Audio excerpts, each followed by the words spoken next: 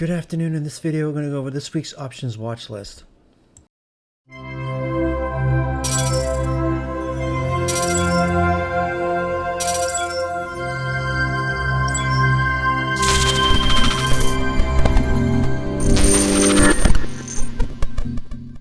Before I get into the watch list, if you're not in the room, you can find a link in the description of the video and in my bio section of social media accounts. Also, please like the video, subscribe to the channel if you haven't done so already.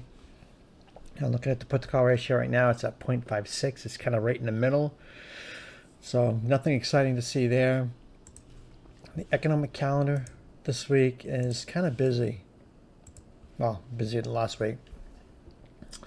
Monday, tomorrow, we have manufacturing PMI at 10 o'clock. We have a couple Fed speakers later in the day. Tuesday, we have JOLTS job openings at 10 a.m. Fed speakers in the afternoon. Wednesday, we have PMI at 10. At 1:45, we do have Powell, so we could definitely keep an eye on that. Definitely, like I said in the recap, check your economic calendar every day in the morning, because last week when I did the watch list, FOMC was scheduled for Wednesday, and the next day they changed it. So that's why it's always important to check the economic calendar every single day, and something changes, something pops up, and stuff like that. So Thursday, unemployment claims at 8:30. And Friday we have a couple of things, non-employment change, unemployment rate, and inflation expectations, so, and some Fed speakers throughout the day. So Friday will be a little busier with that. Excuse me. Now, SPY, we made all-time high again on Friday. Friday was just a crazy day.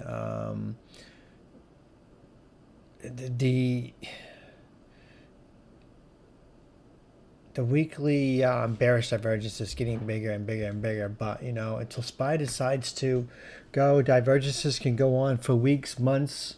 We've seen it in the past with like Roku and Baba, or was it Baidu? I don't remember, but they went on for like 6 months plus. So don't get excited when you see a divergence that things have to happen, because they just don't always happen right away.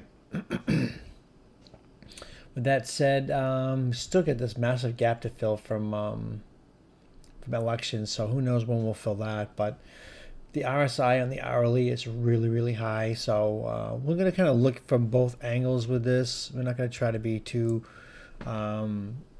look at one side too much, just in case, because every time you think SPY it has to drop, or it should drop, it never does. So SPY does manage to get over 603 all-time highs, that I would watch for a push to 605, 610, maybe even 620. But if it does manage to lose Friday's low of like 602, we could drop down to 600, fill that little bit of a gap right here at 599.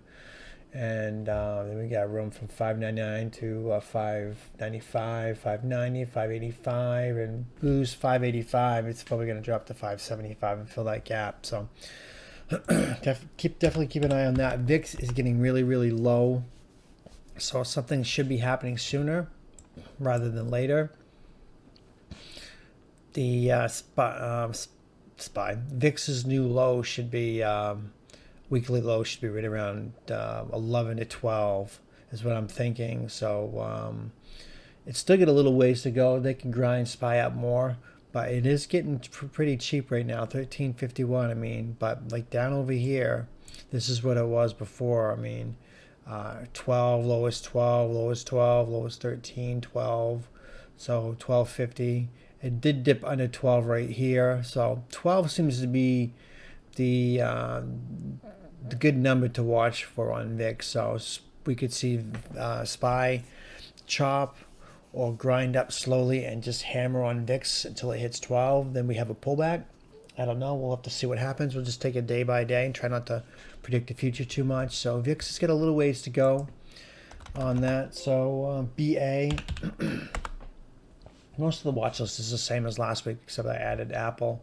BA, I would watch BA over 186. If it gets over 186, watch it push to 160, 165, 170 on BA. It is starting to look like a pretty good weekly bounce right here. And I mean, obviously it had a good daily bounce. It's at the top of the Kelvin channel on the daily, but it breaks this downtrend right here over 160. It could have a strong move, so definitely keep an eye on that. Apple is another one. Apple just went crazy on this past week, and especially on Friday. So it is triple topping right here. 1, 2, 3. Well, 3. Well, triple if you want to count this one and not count that. So yeah, made new all-time high at 237.81 on this triple top. We'll have to see if it actually pulls back. It is going with this trend line right here. Actually, I probably can redraw that, make that a little better to go with a VIX or whatever. But I would watch Apple pull back. I mean, Apple's RSI is above 75 on the hourly, so it could likely pull back a little bit. I'd watch on the 235, not even 235, 237, push to 236, 234, 232. Basically every $2. 230, 228. That's why I don't like playing Apple. It doesn't really move that much. The options don't move that much, but you can play it. I mean, it's a safer play and easy to maintain, easy to control the risk and stuff like that versus SPX. So Apple is a safer play if you want safe and cheap, a cheap play with being able to get out at a good stop loss or whatever on Apple. But I don't like playing it because it doesn't move enough for me.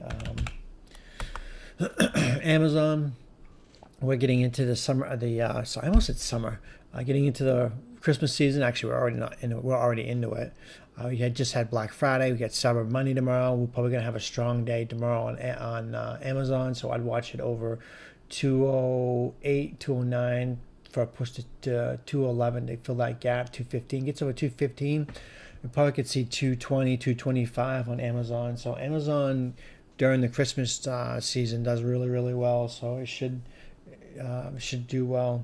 So no reason not to think it won't. Netflix pulled back a little bit on this day. What day was that? That was let's see, that was Friday, Wednesday, Tuesday. So that was Monday. Monday we had a big pullback. So I would watch it underneath 880 for push down to 860. And we lose this 860 area, it's going to go to 840, 820, maybe even 800. So watch Netflix, let some air out. RSI on the weekly is still very, very high. It's still about 80, so definitely it's got room to drop more. NVIDIA had a bounce this week. Wednesday and Friday. So I would watch it over Friday's high of 139 for push to 140, 142, 144, 146. Basically every $2, 148, 150 gets back up to that 150 area again. It's probably going to make new all-time high to probably push to 160. NVIDIA is notorious for that, letting a little out, then boom, just raging. So we could end up seeing more of that. Tesla.